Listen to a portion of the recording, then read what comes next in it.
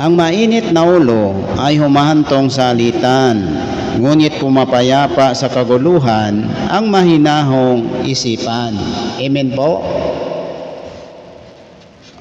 So, para maiwasan po natin ang alitan sa mundong ito, no? Kung gusto mong maiwasan ang gulo sa mundong ito, huwag kang makipagtalo sa taong mainitin ang ulo. Tiyak na kamatayan ang dulot nito. Lumayo ka sa taong mainitin ang ulo para makaiwas ka sa gulo.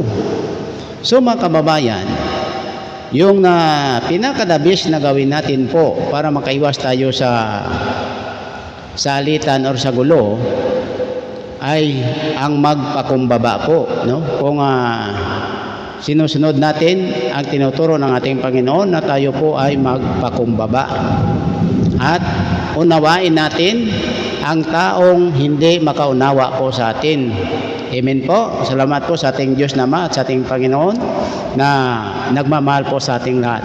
God bless po. Jesus love you all.